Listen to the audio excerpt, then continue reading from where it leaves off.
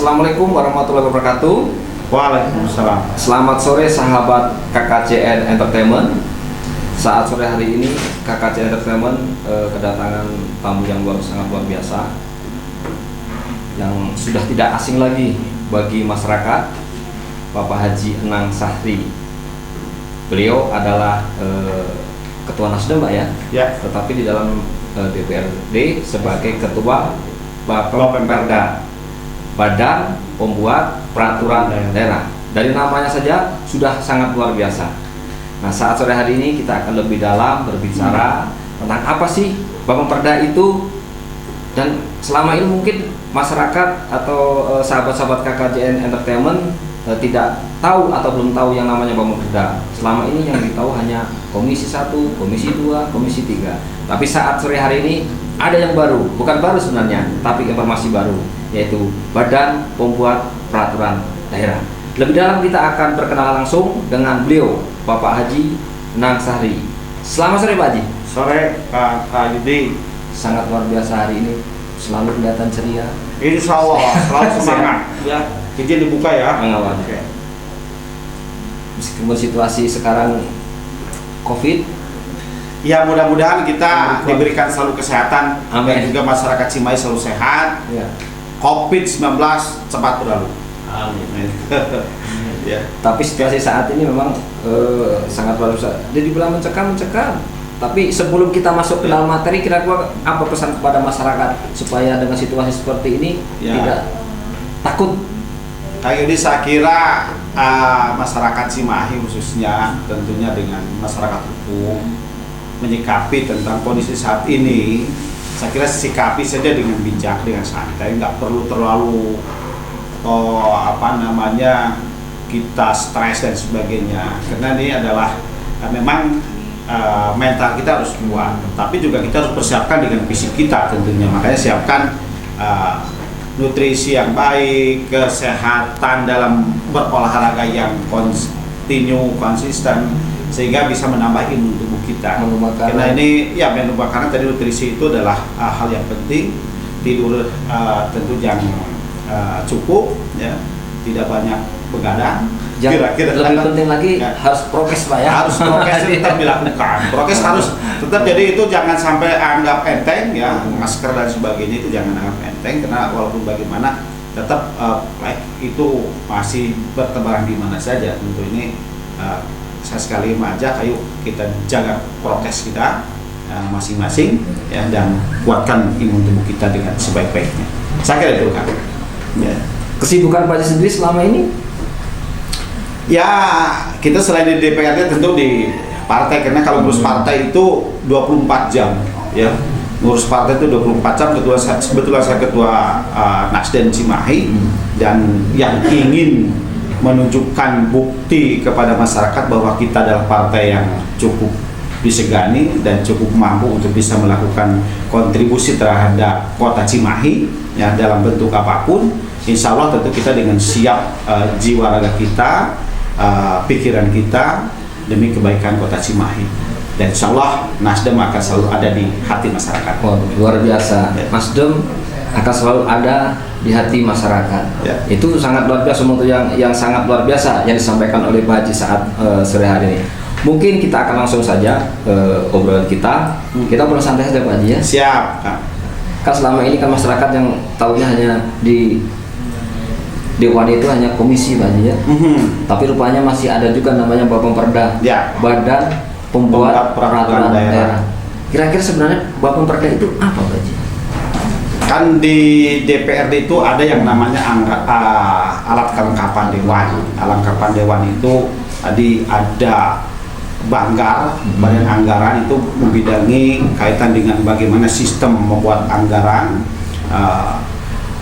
bagaimana kita mempush PAD kita dan sebagainya, bagaimana begitu masuk ke APBD, tentu di APBD ini kita berikan kemana sesuai nggak dengan apa yang dilakukan di dalam visi misi wali kota. Itulah yang Banggar.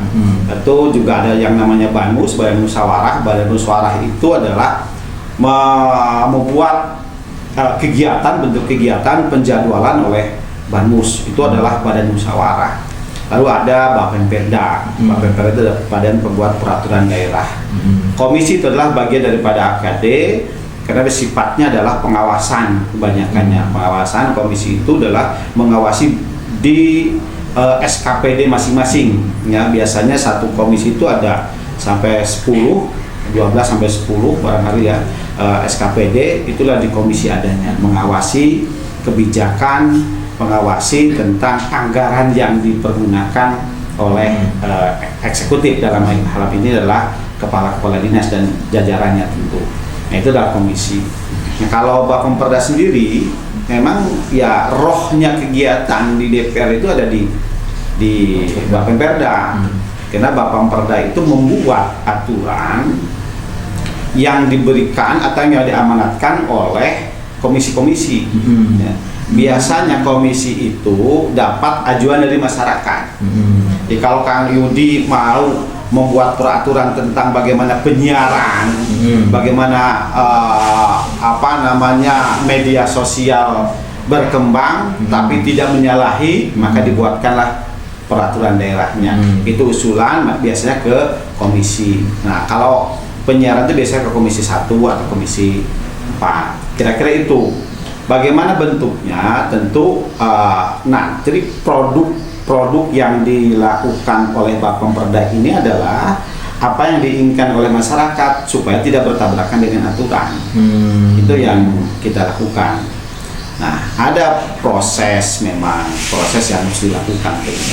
Pada saat tadi prosesnya itu adalah mengedepankan bagaimana masyarakat ini punya keperluan yang kira-kira bisa berbentuk aturan yang nyata, yang real, sehingga bisa diimplementasikan di lapangan. Contoh, ya sekarang kita ini dampak pandemi COVID-19 itu kan luar biasa, ke ekonomi salah satunya. Nah, bagaimana mengembalikan ekonomi masyarakat Cimahi? Maka dibuatlah kita ini ada aturan namanya kuliner. Ya, itu kan harus salah satu bagian yang masuk pada kita, ya. Bagaimana wisata kuliner ini kita tempatkan tempat-tempatnya, itu adalah bagian pekerjaan kita, ya, membuat aturan itu agar bisa dilaksanakan oleh masyarakat dan masyarakat nyaman dengan aturan itu, karena kita niatnya juga ingin mensejahterakan rakyat. Itu kan. Kalau Bapemperda sendiri dari keanggotaannya itu sistemnya bagaimana, Pak? Anggota Bapemperda itu terwakili dari setiap fraksi. Setiap fraksi ya? Kan di kita itu ada 8 fraksi. Ada 10 partai, ada 8 fraksi. Jadi yang 10 partai ini ada 2 partai yang koalisi lah, kira-kira seperti itu. Jadi dalam satu barisan fraksi, ya. Nah, jadi 8 fraksi ini terwakili ke Bapemperda. Ya. Setiap fraksi satu. Setiap fraksi satu rata-rata, tapi ada juga yang 2. Ya, rata-rata ada. Kayak kita 13 orang jumlahnya, maka ada yang 2, ada yang 1 tiap fraksi. Kalau misalnya untuk masa jabatannya sendiri, Pak? Kalau Bapemperda itu? Bapemperda itu 2 tahun setengah. 2 tahun setengah ya? 2 tahun setengah berganti biasanya kalau diusulkan oleh fraksinya. Kalau tidak diusulkan ya 5 tahun ya berjalan, ya monggo silakan. Tapi sistemnya demokrasi pemilihan atau? Itu dari fraksi, ditunjuk dari fraksi. Jadi fraksi ditunjuk, ditugaskan ke Bapemperda. Gitu. Ya. Kecuali ketuanya, nah ketuanya itu memang itu bisa dipilih secara demokrasi atau berdasarkan mufakat, ya. Dan ketuanya, contoh sekarang saya jadi ketua Bapemperda, itu adalah kemufakatan dari fraksi. Ya. Jadi saya mengemban amanah dari fraksi untuk memimpin Bapemperda. Jadi selama ini untuk peraturan daerah itu melalui Bapemperda dulu, Pak ya? Iya, semua ada di Bapemperda. Kalau tadi ada pengusulan dari masyarakat atau pengguna gitu, Pak ya? Kalau misalnya penyiaran bisa masuk komisi 1 untuk dibuatkan rule-nya. Nanti dikasihkan ke Bapemperda. Kalau misalnya satu perda itu berapa lama, Pak Ji? Ya, ini program di Cimahi itu ya, kita sudah bertahun-tahun di Propemperda ini atau Bapemperda ini membuat program namanya Propemperda, program ya pembuat peraturan daerah di tahun yang akan datang. Dibuatkan saat ini nih 2022 nih Ya. itu dari Propemperda 2021 ya. Nah dikerjakan di 2022 namanya Renja ya, program kerja ya, itu dilaksanakan di 2022. Sekarang di 2022 kita punya program 24 Untuk 2022. 2022 ini dengan 24 tentu kita bagaimana mencoba mengatur alur ini agar menjadi baik sehingga Perda pun nanti hasilnya bisa dirasakan oleh masyarakat. Hanya Kang di kemarin juga sama, kita juga 25 bahkan di 2021 itu, tapi kita nggak bisa terkerjakan hanya 9. Kenapa Pak Haji? Nah ini permasalahannya tadi kena COVID ya, dengan kondisi yang luar biasa di 2021, makanya banyak kita di kegiatan di rumah ya. Lalu yang kedua, selama ini memang kita lancar, tapi setelahnya wali kota kita PLT itu izin pembuatan peraturan daerahnya harus ke Mendagri ya, ke Mendagri Ya. Nah turunnya itu justru ya tadi sedikit-sedikit sehingga kami kewalahan juga sebetulnya, disangka kami nggak bisa membuat aturan itu, padahal itu adalah tergantung kepada izin Kemendagri. Itu cukup lama waktunya, sehingga kami yang harusnya 25 hanya 9 yang terkerjakan. Nah sisanya inilah masuk ke 2022. Kalau 2021 sendiri Pak Haji, kalau perda yang kira-kira sudah terselesaikan diantaranya Pak? Ya ada beberapa perda yang sudah diselesaikan ya di tahun 2021. Itu diantaranya adalah tentang pendidikan dini atas mulia ya, tentang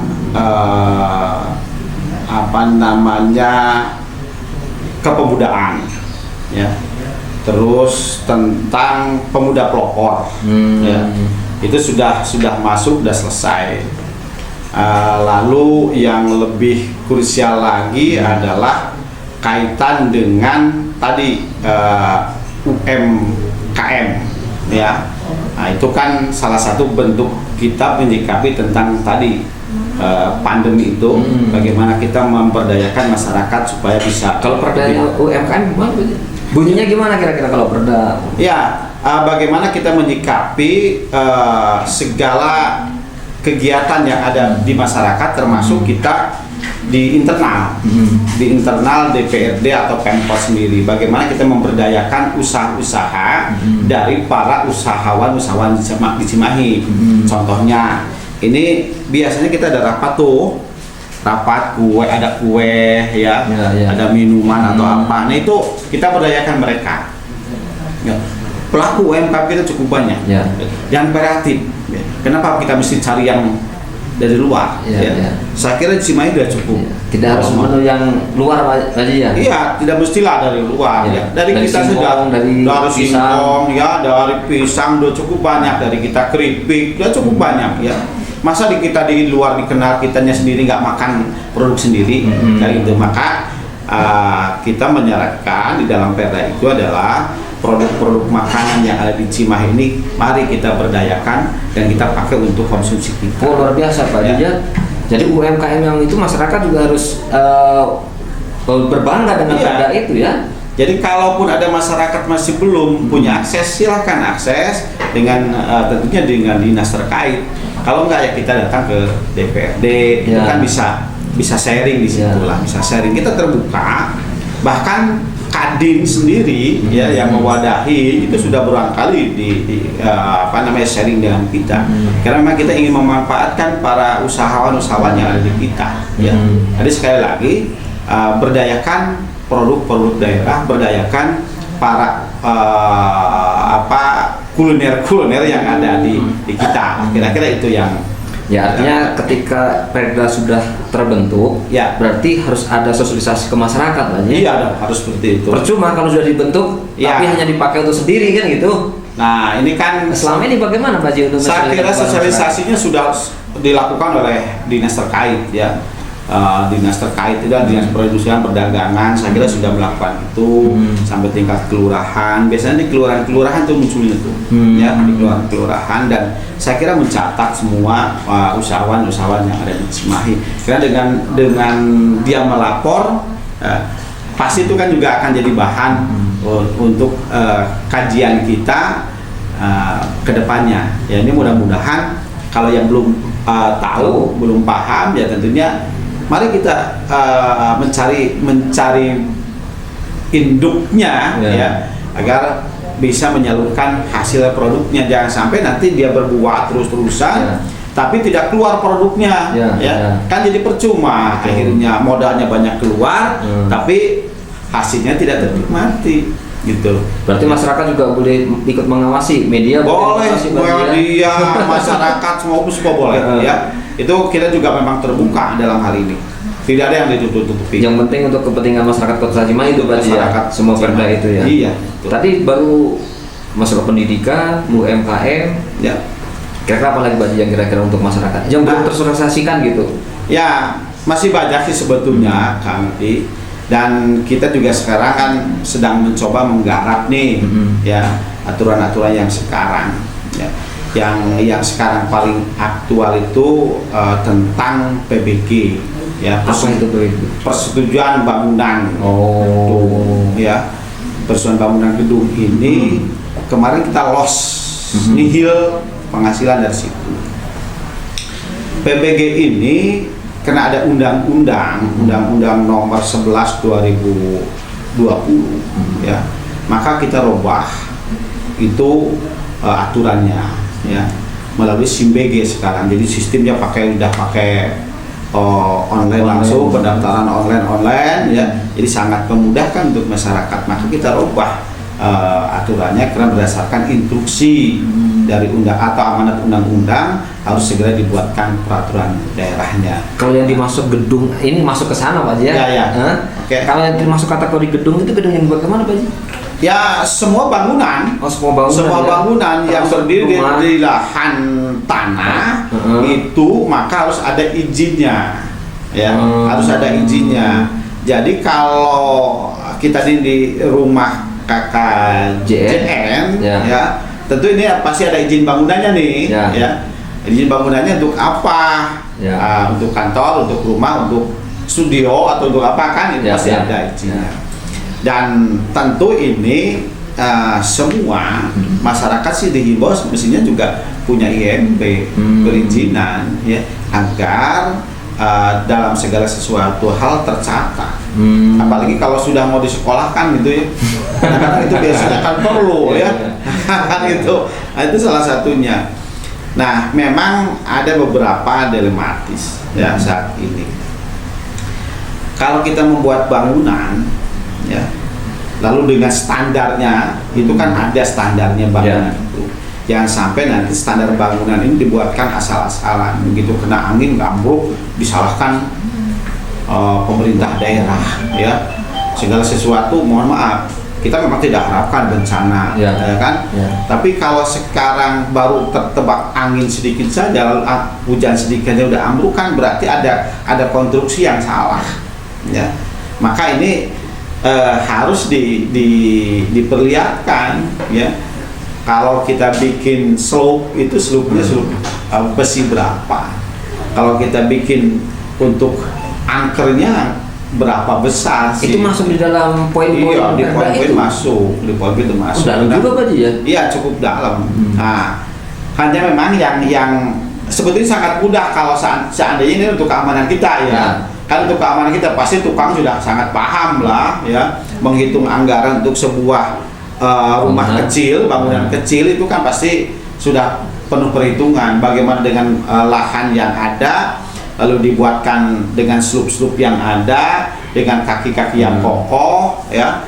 antara 1 lantai, 2 lantai, 3 lantai kan berbeda juga ya. Nah ini maka ini di sini adalah diatur sedemikian rupa, ada aturan-aturan yang harus dilakukan. Nah hanya sayang begini ya, kita ini kan sebetulnya Cimahi ini sebagian besar KBU ya. Walaupun sekarang Pergub nomor 2 ini sudah nggak berlaku, tetapi tetap kita ini adalah kawasan Bandung Utara ya. Di mana kawasan Bandung Utara itu kan ada aturan yang harus dilaksanakan oleh para pemilik lahan bangunan pada saat mau membangun ya. Karena kita ini bagian Bandung Utara ini adalah resapan air. Begitu Cimahi itu kan pengertiannya Cimahi, air cukup ya kalau musim hujan ya. Sampai kemana-mana melebar malahan ya. Tapi kalau musim kemarau kita banyak yang kekeringan juga. Ini kan yang jadi masalah ya, yang jadi masalah ini yang mestinya tidak boleh terjadi. Cimahi ini memang sebetulnya sumber airnya kan cukup bagus di atas itu ya. Kita punya dataran agak tinggi yang menjadi resapan buat penampungan air itu, gitu Kang Edi. Nah kira-kira itu hanya juga memang kita ini sekarang perkembangan sebuah kota itu pasti ke perumahan, ya banyaknya perumahan lah, termasuk di sebelah kita ini kan perumahan. Nah ada aturan yang mengatur bahwa perumahan itu apabila sudah dihuni 85%, maka harus diserahkan PSU-nya, pasos-pasumnya, utilitasnya kepada pemerintah kota. Maksudnya apa? Ya, pengembang yang sudah menyerahkan ini maka berikutnya adalah tanggung jawab pemerintah kota, pasos-pasumnya. Hanya memang pada saat penyerahan itu kan harus dalam keadaan baik. Betul. Ya, dalam keadaan baik. Artinya pasos-pasumnya jalan dalam keadaan baik, solokannya dalam keadaan baik, lalu aliran listriknya dalam keadaan baik ya. Itu adalah bagian persyaratan yang harus dilakukan oleh developer. Maka tadi dengan angka 85% sudah terpenuhi, segera agar tidak jadi beban. Ya. Nah sekarang di kita di Cimahi ini masih terjadi rata-rata pemborong atau developer ini itu pada ngilang selesai ya. Jadi bebannya beban pemerintah sekarang. Siapa yang dirugikan sesungguhnya? Yang dirugikan adalah para pemilik rumah atau masyarakat yang membeli dari developer itu. Jadi bingung kan? Pada saat sisi lain mereka belum menyerahkan, tapi jalannya sudah rusak. Jaringan listriknya nggak keluar, gitu ya. Yang disalahkan siapa? Yang disalahkan pemerintah kota. Padahal bukan pemerintah kota, itu adalah masih tanggung jawab developer, ya. Mestinya developer. Tapi kadang-kadang developer dicari sudah nggak ada, gitu. Sekarang dari 300 perumahan yang ada di Cimahi, itu yang diserahkan baru 6 perumahan yang sudah menyerahkan baru 6 dari 300 perumahan. Coba bisa bayangkan, ini kan luar biasa. Karena kebanyakan pada saat sudah itu ya mereka sudah nggak ada, dicari sudah nggak ada, mungkin sudah lari bangkrut atau apa, kita nggak tahu ya. Karena dicari sudah nggak ada.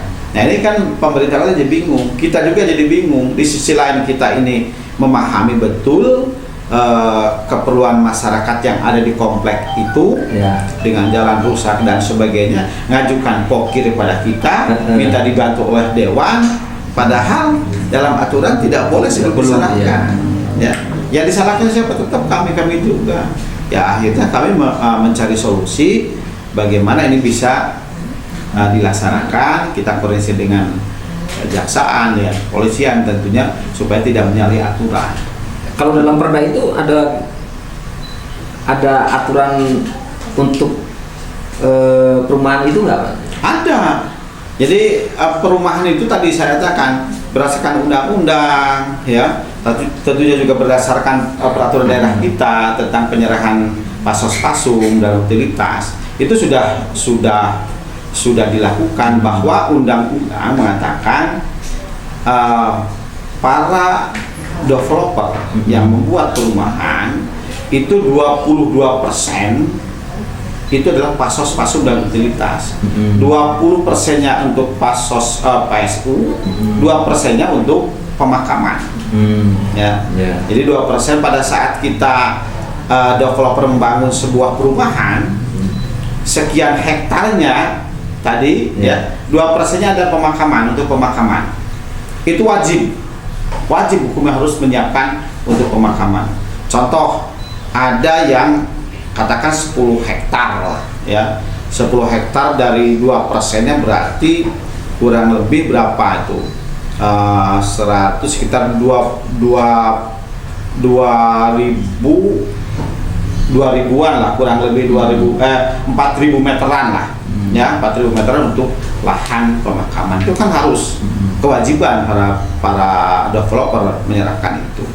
Lalu tadi utilitas pasos-pasumnya, pasos-pasum kan ada untuk RTH, ada untuk masjid, ada untuk taman ya, utilitasnya ada untuk jalannya, ada untuk selokannya, ada untuk listriknya. Itu kan bagian daripada yang harus diberikan dari developer pada konsumen.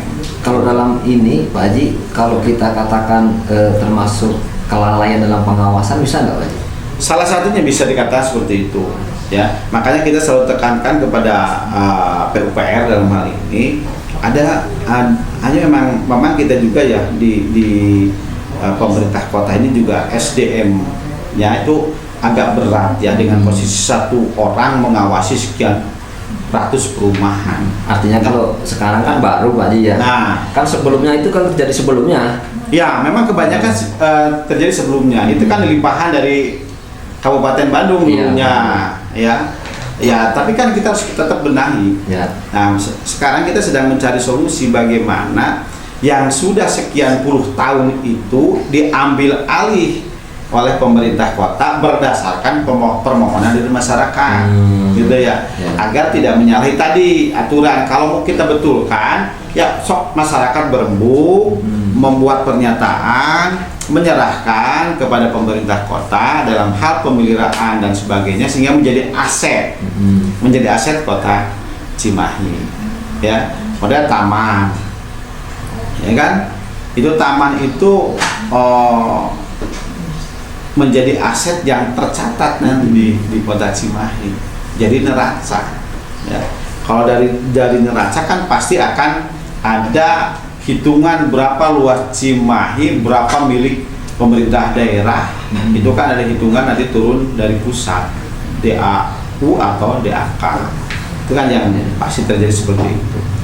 Hanya permasalahan tadi ya, tentu kita harus berpikir bersama para, terutama forum-forum lah, di forum-forum di lingkungan komplek, untuk segera bisa berkomunikasi dengan dinas terkait ya, atau ke kami, silahkan. Tapi perda yang barusan kita bahas tadi itu masih baru dalam proses. Kalau yang 2022, kalau pasos-pasum tadi sudah ada, sudah ada. Itu tahun nomor 10 2017 kalau tidak salah. Itu tentang pasos-pasum, tata cara penyerahan pasos-pasum ke pemerintah kota.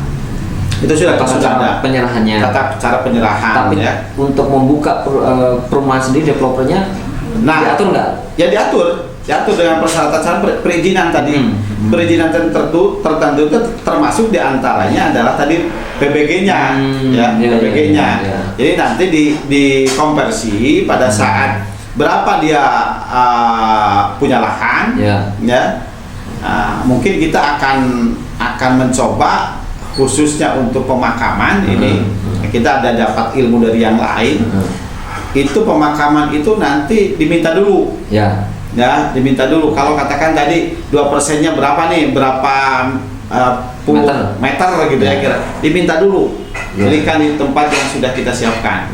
Silahkan beli di sana. Nggak boleh jual kan? Apanya? ya artinya kan gini. Kan itu harus kita lakukan karena nggak boleh jual nanti, begitu sudah tetap itu adalah bagian untuk pemakaman umum ya, yang tentu masuk ke dalam aset pemerintah Kota Cimahi. Nah, di dalamnya yang sekarang PBG itu adalah tentang izinnya ya, perizinannya untuk membangun itu tadi, termasuk retribusinya. Ya. Retribusi kita ini sekarang loss nih, nggak ada Ya. pemasukan. Ya. Beberapa bulan terakhir, Ya. dari kalau nggak salah dari bulan Juni ini 2001. 2001 sampai sekarang kita nggak ada 0%. Kenapa itu? Ya tadi karena ada aturan yang tidak membolehkan. Ya. Begitu ada sekarang kita ada harus segera melakukan revisi Perda, maka kita lakukan terlebih dahulu nih supaya tidak loss. Ya. Sementara kita PAD salah satunya dari situ. Ya. Selain PAD juga tentunya untuk menertibkan para pelanggar di lapangan. Ya. Kan sekarang tuh banyak yang melanggar di lapangan, solokan jadikan bangunan, sepadan jalan jadikan bangunan. Ini jadi semrawut nggak keruan, padahal kita sudah membuat aturan itu. Sepadan jalan nggak boleh dong, ya, atau trotoar dipakai oleh kegiatan usaha, sehingga kan trotoar itu untuk pedestrian, jalan pejalan kaki, ya. Tapi sekarang banyak juga yang melakukan itu. Nah ini sudah kita tata sekarang. Kalau retribusi bangunan itu Pak Haji, perdanya kan masih digodok Pak Haji. Betul. Ada target berapa bulan ke depan? Kita harus segera. Ini sudah tahap kedua. Minggu depan tuh tahap harus sudah pembulatan. Dibulatkan, sudah berbentuk kita perda berdasarkan kesepakatan antara DPR dengan eksekutif, ya. Itu kan dievaluasi oleh gubernur, ya. Dievaluasi oleh kementerian, turun lagi kita di ACC, ya. Itu baru kita boleh memungut biaya kepada masyarakat. Kalau boleh bocoran Pak Haji, penghitungannya gimana? Nah, Per meter, ya tentunya pasti per meter lah hitungannya. Nanti ada koefisien yang di ada kategori? Ada kategori kategorinya. bangunan. Oh iya, ini ada kategorinya. Ada kategori membuat bangunan dari awal. Ada juga renovasi, ya. Ada juga penambahan, itu ada kategori-kategori. Saya nggak hafal betul hitungan secara teknisnya, detailnya. Tapi itu pasti akan dilakukan seperti itu. Tapi masyarakat tidak perlu takut Pak Haji ya? Nggak usah takut, memang kan itu sebetulnya ada satu imbal balik ya. Kalau sekarang kita melakukan perizinan, minta kepada pemerintah kota, lalu ada bentuk bangunan dalam sertifikat, itu juga sudah lain nilainya sesungguhnya kan. Pada saat sekarang ini sertifikat itu biasanya tanah kosong tertulis. Ya, kalau belum ada bangunan kan, begitu mau dibangun dia masukkan tuh IMB-nya, ya, perizinannya masuk. Begitu turun IMB itu minta direvisi ke BPN, buatlah bangunan dalam sertifikatnya. Itu kan nilainya akan sangat jauh berbeda. Ya, artinya dengan situasi seperti ini, kalau masyarakat mendengar ada retribusi untuk bangun, jangankan untuk membangun, sekarang bisa bertahannya susah. Ya, ini mau ngebangun harus kena retribusi lagi gitu. Logikanya begini, pada saat kita mau bangun pasti dong punya duit kan, ya, punya duit kan. Nah, begitu punya duit pasti dia punya tujuan, dia punya tujuan. Nah, tujuan itu kan bisa dikolaborasikan dengan tadi. Masuk, kalau kurang berarti kita bisa pinjam ke tetangga kita, ya, ke bank, dipinjamkan gitu. Dipinjamkan. Ya, nilainya kan akan berbeda antara tanah kosong dengan yang berisi, kan gitu. Artinya masyarakat tidak perlu takut dengan retribusi yang ada. Dan pasti kejangkau Pak Haji ya? Pasti kejangkau lah, nggak akan besar kok, nggak akan besar, ya, nggak akan besar. Artinya izin itu diperlukan kalau terjadi hal-hal yang tidak diinginkan, kira-kira seperti itu. Ya. Gitu. Tapi memang kalau untuk bangunan seperti itu kan masih, kalau untuk misal kontrakan dan sebagainya itu bagaimana? Kena juga kan? Ya tetap kena. Semua, pokoknya semua yang sifatnya pembangunan di tanah yang ada, walaupun itu adalah miliknya, kan itu kita kan harus punya aturan dalam arti begini. Pertama untuk keselamatan mereka sendiri. Nah, pas tidaknya bangunan itu. Yang kedua, kita kan sebuah kota, ya. Sebuah kota ini pada saat kita membangun seenaknya saja, tentu kota akan jadi kumuh. Betul. Ya. Nah, ini kita padat, ya. Kalau sekarang kita tidak ditata, sesuai dengan aturan yang sudah ada, termasuk tadi ada spare halaman ya, yang jadi resapan air ya. Ayolah laksanakan. Kalau kita punya 100 meter, kita dibangunnya 60 meter, sisanya 40 meter, kan itu jadi bahan untuk resapan-serapan. Oh gimana nanti kan kita punya tanah segini-gininya, ya bang nggak diatur gimana supaya ini bisa menjadi bagian dari resapan kita dengan ada embung tadi ya, kita buatkan embung ya, supaya air hujan tidak langsung mengalir ke solokan ke bawah sehingga penuh di bawah jadi banjir dan sebagainya. Kalau SDM eksekutifnya sendiri Pak Panji sudah mencukupi untuk menghadapi perda ini? Ya mesti bisa, karena itu keniscayaan ya. Begitu aturan itu dibuat, maka SDM di pemerintah kota harus sudah siap dong. Dan saya yakin di BPTM SP itu sudah siap menerima amanat perda itu. Saya yakin sudah siap, dan kita sudah berkomunikasi beberapa kali, sudah pertemuan. Karena kan perda itu kita tidak buat sendiri oleh kita, tapi bersama-sama. Ya. Kita membuat, tapi yang melaksanakan akan eksekutif. Bagaimana eksekutif ini bisa nggak nih? Kalau nggak bisa jangan dipaksakan. Tapi ternyata mereka memang siap dan mampu untuk melaksanakan itu. Artinya mereka sudah cukup paham ya dengan kebutuhan yang akan kita lakukan. Ya, artinya yang kita bahas tadi perda masih di dalam proses Pak Haji ya. Ya, dalam proses. Dekat terselesaikan. Terus kira-kira perda apa lagi yang sekarang untuk 2022 yang menjadi urgent Pak Haji? Ya, ada juga memang kita ini dana cadangan. Dana cadangan itu kita akan menghadapi 2024. Ya. 2024 itu ada pesta demokrasi. Ya, tahun politik. Ya, tahun politik. Ya. Kalau berdasarkan KPU dan Komisi 2 DPR RI kemarin kan sudah sepakat dengan pemerintah tanggal 14 Februari 2024 itu akan adanya pemilihan legislatif dan presiden. Ya. Berarti di situ kita harus sudah menyiapkan anggaran. Di bulan Novembernya ada juga kegiatan pilkada. Ya, artinya kita cuma ini pilkada kan sudah satu paket di dalam tahun itu. Ya. Kita harus siapkan anggaran dong. Ya. Nah, kemarin kita baca pengajuan itu 45 miliar ya untuk kegiatan pilkada dan pileg. Ya. Tentu ini bagaimana kita mensikapi, karena PAD kita, APBD kita nggak mungkin bisa sekaligus. Ya. Maka kita buatkan dana cadangan. Mungkin 2 tahun ini kita 2 tahun 3 tahun lah ya, berarti 2022 di perubahan kita ambil nih dari APBD. Berapa nih, setengahnya atau 30% atau berapa persen? Tapi diperdakan Pak. Diperdakan, harus ada perdanya, ya. Dan itu kita masih dalam proses, tapi ini sudah mau 100% final. Ya, bulan ini sudah selesai sebetulnya, sehingga kita bisa pakai di dana perubahan. Nanti di perubahan itu sudah ada dana yang namanya dana cadangan. Oh, nggak cukup juga nanti di 2023 paling tidaknya, dengan awal 2024 clear sebetulnya itu adalah untuk menyikapi tahun politik nanti. Nah, kita siapkan anggarannya dari sekarang. Lalu perda yang masih dalam bahasan itu sekarang perda cagar budaya. Nah, cagar budaya di Cimahi ini kan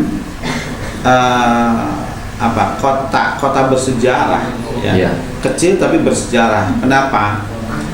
Zaman kolonial Belanda ya, ini kan jadikan basisnya mereka gitu. Jadi tempatnya mereka, para serdadu-serdadu itu ada di sini di Cimahi, dan mereka membangun Cimahi ini sebagai lintasan ya, dari arah timur ke arah barat, dan posnya itu kan ada di Cimahi. Maka didirikanlah pusdik di Cimahi. Itu ada bangunan-bangunan yang menjadi ciri khas. Ada Poncol, ya kan? ada heritage yang Jalan Sudirman itu, Ya. Gaco ya, ada yang lain-lain ya. Itu yang kita harus lakukan, bagaimana budaya kita ini, heritage kita ini jangan sampai hilang, Ya. gitu ya. Nah, ada juga yang perorangan di alun-alun Cimahi itu ada buku Nasution. Nah, itu nggak boleh dibongkar karena sudah masuk ke dalam bangunan yang harus dilindungi, ya. Maka yang lain dibongkar tuh, ya. Nasution memang nggak bisa dibongkar karena tadi bertentangan dengan aturan. Kalau kayak ini Hotel Cimahi gitu. Hotel Cina bukan bagian yang Belum. bukan bagian yang. Artinya dalam perda nanti Pak Haji, kalau cagar budaya itu menjadi milik pemerintah termasuk pemeliharaannya atau bagaimana? Ya, kalau pemeliharaan itu diserahkan kepada para pemegang haknya, iya. ya. Tapi kita membantu dalam sisi administrasinya, bahwa itu adalah bagian sejarah yang Ya. tidak boleh dilupakan. Ya.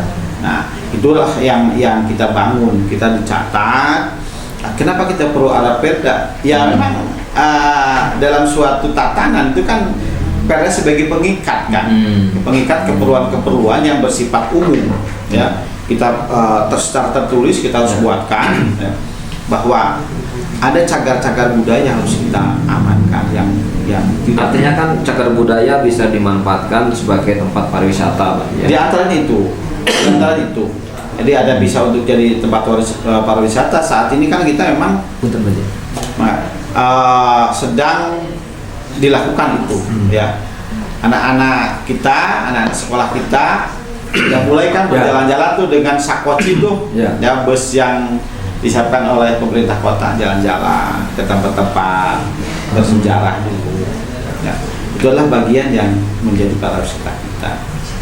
Termasuk cagar budayanya, budaya itu contoh Cirende.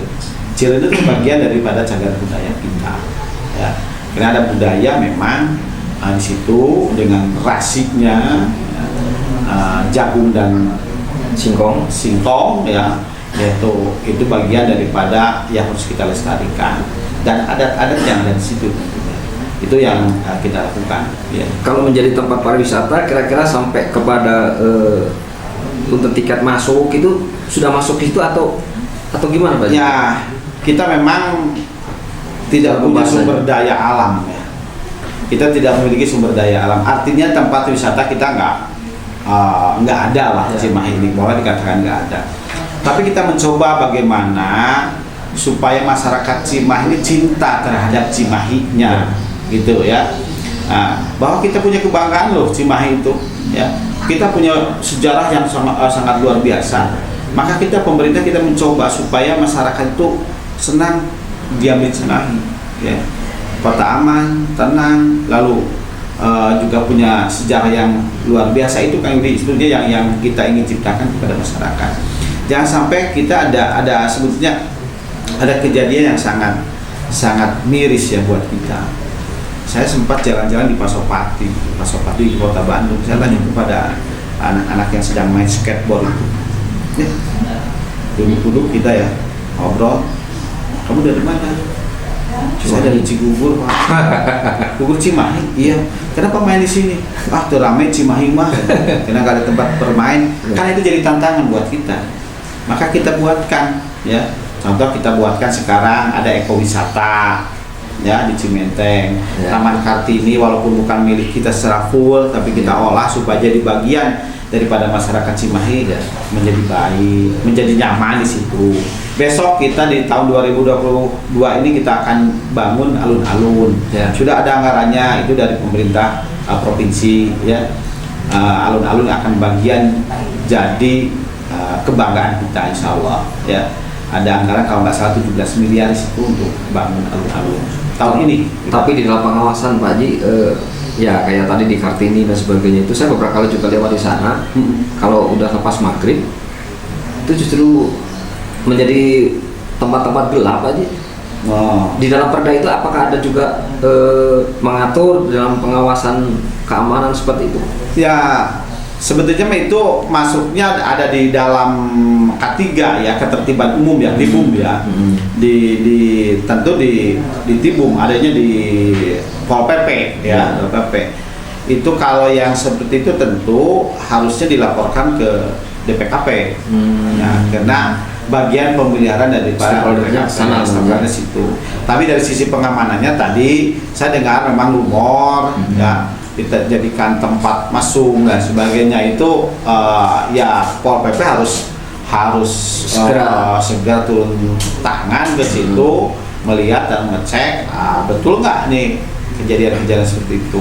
Tapi betul tadi Kang Yudi, penerangan itu harus diperjelas lah kira-kira. Ya kalau lampunya nyalanya luar biasa kan orang juga malu di situ berbuat yang kurang ajar lah kira-kira seperti itu. Gitu. Tapi untuk kembali ke Perda tadi Pak Haji, sesuai dengan tupoksi Pak Haji ya, sebagai ketua Perda DPRD Kota Cimahi, kira-kira yang selain retribusi, cagar budaya, yang urgent untuk harus selesai di tahun 2022 atau waktu dekat ini apalagi aja? Tadi ada kawasan kuliner. Tadi kalau tadi UMKM-nya ya, sekarang kawasannya. Kawasan kuliner kita ini bagusnya di mana sih? Kan itu ya. Bagaimana kita ciptakan Malioboro di Cimahi? Ya. Bagaimana kita ciptakan Tanah Abang kira-kira di Cimahi ya. Bagaimana kita ciptakan ya kebun sirih lah yang banyak makanan di Jakarta gitu ya, atau di Surabaya katakan. Nah ini kan Cimahi ini sebetulnya orang-orang juga senang juga makan nongkrong kan ya. Nah bagaimana kita ciptakan itu? Maka kita buatkan beberapa titik adalah bagian yang akan kita jadikan tempat kuliner ya. Contoh salah satunya di Jalan Pabrik Aci. Pabrik Aci itu yang berada di kawasan gedung DPRD lah situ ya. Itu kalau malam kan sepi tuh. Ya. Kita bagaimana dongkrak di situ untuk menjadi tempat kuliner di jalan rayanya. Di jalan rayanya ya. Sempat kita juga sebetulnya di beberapa titik lah ya, bukan di situ saja ya. Kita optimalkan juga di tempat wisata-wisata. Contoh tempat wisata tadi di Cimenteng ada Taman Kehati, ada ekowisata. Nah itu kita jadikan daerah-daerah tempat berwisata kuliner. Ya. Nah, sempat juga terbersit di Ganda Wijaya. Ya. Tapi Ganda Wijaya kan kita ciptakan dulu dengan berperang, ya, artinya memperjuangkan Ganda Wijaya supaya menjadi ikon. Ya. Itu kan katakanlah perjuangan yang sangat luar biasa ya. Sekarang sudah terbuka berdarah-darah. Berdarah-darah. Tapi sekarang masa sih mau dipakai lagi untuk ya apapun namanya itu ya. Kalau sekarang sudah mau narik situ kan bernarik kembali semula akhirnya.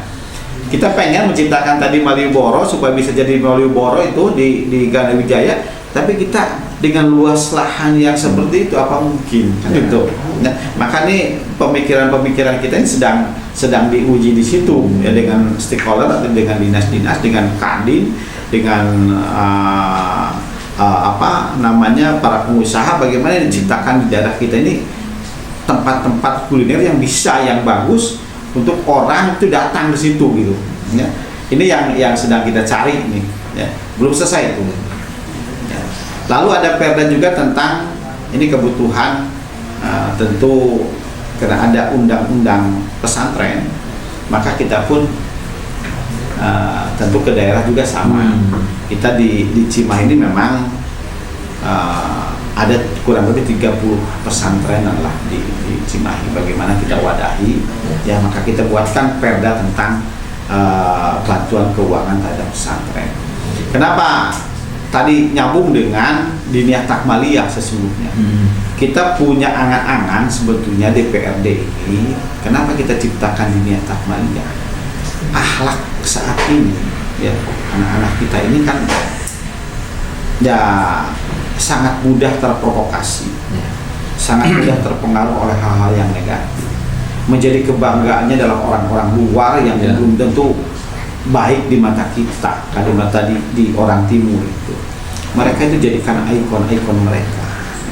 Nah, kita akan coba kembalikan bagaimana kita anak-anak kita bisa memiliki budi pekerti, akhlakul karimah yang baik. Ya, kita mulai dari pendidikan agama dong, ya, yang agama Islam tentu dengan pendidikan Islamnya, agama Katolik dengan Katoliknya, itu dengan Buddha dengan Buddhanya. Kita ciptakan itu. Kalau di Diniyah Takmaliyah itu bagaimana anak-anak itu fokus kepada anak kita ini bisa baca tulis Al-Quran. Sekarang kan dengan gadget ya, dengan HP, anak 2 tahunnya udah bisa main HP. Sudah wah. Orang tua sekarang ya orang tua cuma memfasilitasi biar anaknya diam gitu ya, kasih HP main tentang gitu ya. Makin sini dia kan bisa ngoprek ya, buka-buka hal-hal yang negatif. Itulah yang terjadi saat ini. Makanya anak lebih senang main HP daripada bekerja untuk berpikir ke depan gitu ya. Ya harus kita bentengi dengan akhlakul karimah tadi. Betul, IT itu perlu. Kita pasti membangun peradaban yang lebih baik lah. Tapi pada saat kita tidak mempergunakan dengan baik IT itu, maka jadi bumerang buat kita. Ya. Nah, ini ya makanya kita bangun tadi bagaimana memperdayakan pesantren-pesantren ini bagian daripada membangun akhlakul karimah kepada kita. Ingat, visi kita ya, slogan kita adalah kota yang agamis. Kan berarti segala sesuatu ini tentu sesuai dengan agama kita.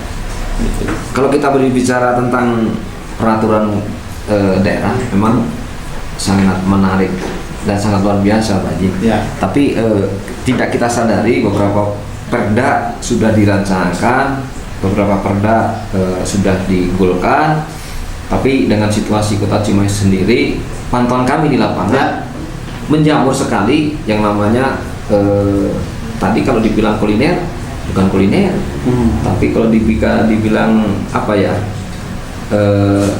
jadi terkesan sekarang itu ada tempat, di situ ada musik, di situ menjual Minuman keras. oh nggak ada Pak Haji. Oh, nggak ada. Pantauan kami selama ini Ya. cuma sekarang menjamur bahwa kegiatan seperti itu, kalau tadi kan yang bahwa tempat-tempat jalan akan dibuat kuliner. Ya. Nah sekarang kan di Kota Cimahi ini Pak Haji sudah menjamur yang namanya tempat, ruangan, dibikin alat musik untuk bernyanyi, untuk hiburan. Terus ya sebenarnya hanya desain tempat nongkrong gitu. Ya. Nah, itu cara pengaturannya bagaimana, Pak? Perizinannya gimana? Ya, itu kan kita juga berdasarkan RT RW nanti ya, tata ruang kita ya, termasuk RDTR-nya, rencana detail tata ruang kita. Itu sudah diatur mana daerah kuliner, ya, mana daerah industri, mana daerah pertokoan, kan kita sudah atur situ. Ya. Makanya tidak sembarangan. Pasti yang ngasih izin pun tidak sembarangan. Ya. Artinya Bapak PSP ini akan memberi izin manakala sesuai dengan RT RW atau RDTR. Contoh sekarang kawasan Pancep Kartasasmita ya, atau Citeur itu kan sekarang menjamur tuh kafe-kafe ya. Ya kita izinkan memang karena itu daerah itu daerah memang untuk kuliner ya. Tapi kalau untuk pabrik ya, untuk manufaktur kita nggak bisa masuk situ ya. Atau Jalan Sapuriang ya, itu sudah diberikan izin untuk membangun kuliner tempatnya. Jadi ada beberapa kawasan yang sudah masuk. Tadi termasuk yang kawasan pasar atas. Pasar atas itu malam hari bisa kita manfaatkan untuk kuliner. Tapi tetap dalam pengawasan, Pak. Oh iya, dalam pengawasan tentunya. Dan tentu juga kita berharap nih para pelaku usaha ini berinovasi, ya, inovasi dalam bentuk bisa menarik masyarakat jangan masyarakat Cimahi saja, tapi bagaimana menarik masyarakat luar datang ke Cimahi dengan produk makanan yang variatif gitu kira-kira. Kalau di kita terkenal dengan keripik maici, kita terkenal dengan bandrek Hanjuang, ya, dengan bajigur Hanjuang, tentunya juga harus diciptakan yang lain juga. Tapi kita bandrek dan bajigur Hanjuang itu kan terkenalnya di luar, di kitanya malahan kurang. Karena ini harus jadi makanan ini, ya, makanan tradisional kita. Dulu pernah ada di jalan Diponegoro di Bandung tuh, di pojokan Gedung Sate sebelah sana, dekat RRI kalau nggak salah. Itu ada makanan kampung, ya, ada goreng nanas, ya, ada apa itu bajigur, ada bandreknya, terus ada goreng ya gehu, yang gitu gitulah, ya. Ternyata cukup ramai juga tuh. Nah, kenapa kita nggak ciptakan di Cimahi seperti itu gitu loh, ya. Jadi kembali ke masa lalu, kita mencoba orang mengenang, ya, dengan baik.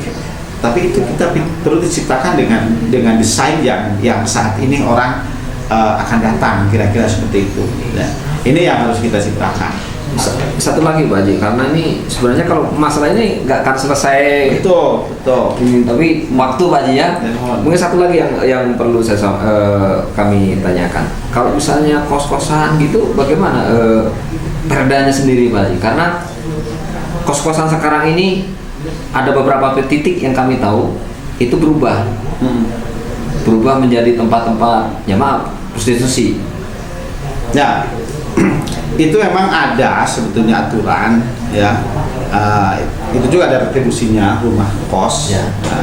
Rumah kos itu yang disebutkan rumah kos itu adalah tempat di mana orang pendatang, ya, ataupun orang yang ada di kita menginap di satu tempat yang sudah dipetak-petak tentunya, ya, atau bahkan rumah yang sudah didesain sedemikian rupa.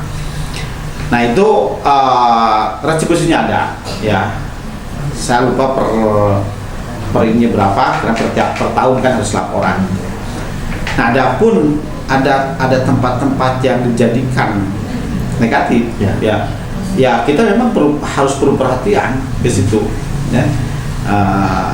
Memang tadi kembali ya ke akhlak masing-masing sebetulnya, karena pada saat kita dengan Pol PP yang terbatas harus mengawasi 700.000 penduduk juga sangat kewalahan tentunya, apalagi tempat-tempat kos kita, ya, yang cukup banyak, maka ya kesadaran yang punya kos berarti ya harus memperhatikan. Dicoba sekarang rumah kos perempuan terpisah dengan laki-laki, kan itu pengawasannya lebih mempermudah, nggak dicampur. Penerima tamunya juga tetap harus ada ruangan tamu, itu kan harus diperhatikan itu juga sih. Ya, tapi kita memang tentu harus lebih sering melihat, ya, ke kondisi di lapangan. Betul kan, jadi itu memang harus jadi bahan perhatian kita. Nggak boleh terjadi rumah kos jadikan rumah bordil, kan itu nggak boleh. Agamis apalagi kita, ya. Ini ya tentu kita harus lebih memperhatikan ke arah sana, ya. Dikhawatirkan terjadi hal-hal yang negatif, ya. Memang bukan dikhawatirkan, memang sudah terjadi, ya. Makanya ini jadi bahan perhatian Pol PP barangkali, ya, sebagai penegak peraturan perundang-undangan, terjun ke lapangan, mendengar suara masyarakat, untuk ngecek tempat-tempat yang diindikasi adanya dijadikan tempat-tempat yang negatif lah. Kalau memang perlu data bisa datang kantor KKJN. Itu memang kan kalau dari wartawan, dari media kan memang harus memberikan, justru kalau kita kan jarang juga ya mungkin, ya. Kalau dari media kan sering meliput kemana-mana, akhirnya kan jadi bahan juga itu sebetulnya. Ya, terima kasih Kang Yudi informasinya. Berarti kan ini jadi bahan buat kita juga, sebenarnya eksekutif, legislatif, bagaimana perda itu tidak berfungsi dengan optimal tentunya. Nah, itu yang harus jadi bahan tentu buat kami, termasuk kepada masyarakat. Kalau seandainya perda itu tidak berlaku dengan baik, ayo kita sama-sama untuk membangun kota ini ya tadi cara melapor lah, sampaikan kepada kami. Insya Allah kami juga akan mencoba memperbaiki apa yang kekurangan ada di kita, tentunya termasuk dengan eksekutif. Saya kira itu kami. Tapi kalau Perda sendiri ada jangka waktu evaluasi, Pak? Misalnya sudah sekian tahun berjalan, ada evaluasi? Ada, kita ada evaluasi terus-terusan. Perda ini berlaku nggak? Ya kan, kalau nggak berlaku buat apa ya buatan Perda, sayang kan, biaya cukup tinggi ya. Kalau seandainya nggak berlaku ya kita delete ya. Berbenturan dengan undang-undang di atasnya kita delete. Apalagi sekarang ya, undang-undang banyak yang Perda kita banyak yang bertentangan dengan undang-undang yang sekarang. Itu undang-undang 11 2020 itu ternyata cukup luar biasa, bisa mendelete 53 peraturan daerah yang ada di kita. Makanya sekarang kita sedang mencoba mengevaluasi perda-perda kita yang tidak atau bertentangan dengan undang-undang yang di atasnya. Gitu. Pak Haji, ini waktu sudah panjang obrolan kita walaupun belum tuntas. Ya. Tapi dengan situasi, dengan kesibukan Pak Haji mungkin menyita waktu. Kira-kira ada yang mau tersampaikan kepada masyarakat tentang Perda? Ya. Jadi warga Cimahi tentu kami DPRD itu membuat aturan itu adalah untuk ditaati, ya, untuk diimplementasikan di lapangan. Kalau kira-kira hal itu memang agak memberatkan, tentunya ayo mari kita sama-sama diskusi di DPRD, kita terbuka.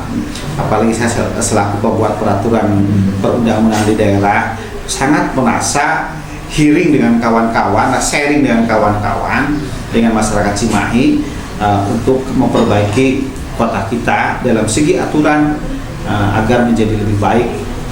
Saya mengajak dengan terbuka untuk dapat berkomunikasi di DPRD. Silahkan datang atau kontak saya, kita ngobrol di mana silahkan. Ya.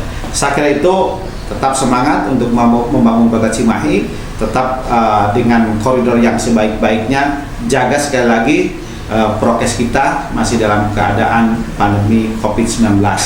Salam sehat selalu. Terima kasih. Saya kira Kang Yudi. Ya. Boleh satu lagi pertanyaan Pak Haji? Iya, enggak. Di luar tupoksi Pak Haji sebagai ketua Pemperda, Ya. bagaimana Pak Haji melihat kota Cimahi sekarang? Ya, Ada perbaikan? sebetulnya perbaikan ada, ya. Hanya lompatnya kurang. Ya, lompatannya kurang. Nah, sebetulnya Cimahi ini sudah cukup maju. Waktu kita 2001 kita jadi kota, ya, dengan kondisi seadanya, bahkan kita pun saya masih ingat kita dikasih PAD hanya 18 miliar, ya. Sekarang kan sudah 400 miliaran. Bahkan kemarin sebelum Covid sudah sampai di atas 400 lebih, hampir 500-an, ya. Artinya lompatan yang luar biasa, ya. Nah, juga tentu program-program yang sudah dirasakan membangun kota Cimahi cukup bagus juga. Hanya permasalahannya sekarang harus lebih terintegrasi lah barangkali kegiatan pembangunan di kota Cimahi. Ya, ada beberapa hal yang jadi PR buat kita, tentu juga dengan pemerintahan yang saat ini PR yang belum bisa terlaksanakan di akhir tadi. Bagaimana kita memberikan indeks kepuasan masyarakat Cimahi terhadap kotanya sendiri. Itu indeks itu kan sangat kebanggaan kita, kepuasan terhadap pemerintah kota Cimahi tentu. Inilah salah satunya tempat bermain anak-anak kita, ya, harus kita carikan. RTH kita sangat kecil, ya. RTH kita hanya 13% sampai saat ini, itu pun dengan area ABRI, ya. Kita masih kurang 7%-an untuk kemudian undang-undang. Masih cukup banyak PR, dan tentu tadi ayo kita coba lakukan bersama, dan tentunya motivasi dari masyarakat cukup diharapkan lah, ya. Tadi manfaatkan juga PPM yang ada di RW-RW, itu kan jadi bagian membangun wilayah kita masing-masing, tapi harus dengan baik, harus betul-betul ya diperuntukkan dengan yang sangat urgen. Saya kira itu Kang Yudi, ya. Cukup Pak Haji? Ada tambahan lagi? Ya, yang perlu sekali lagi saya berharap mari kita bangun kota Cimahi dengan sungguh-sungguh, ya. Masih banyak PR yang harus kita lakukan dan masih banyak pekerjaan yang harus kita lakukan. Insya Allah saya yakin Cimahi akan jauh lebih maju ke depan. Saya kira itu Yudi. Oke. Angga. Obrolan kita dengan Pak Haji Nang, Pak Haji Nangsari, Ketua Bapemperda DPRD Kota Cimahi. Program-program yang sudah disampaikan, perda-perda yang dibuat, semua demi kemajuan dan kemasyarakatan Kota Cimahi supaya lebih maju lagi untuk membangun Kota Cimahi. Demikian saya sampaikan. Apabila ada kata-kata yang kurang tepat, ada kata salah, saya mau dimaafkan. Lalu kata, Waalaikumsalam warahmatullahi wabarakatuh.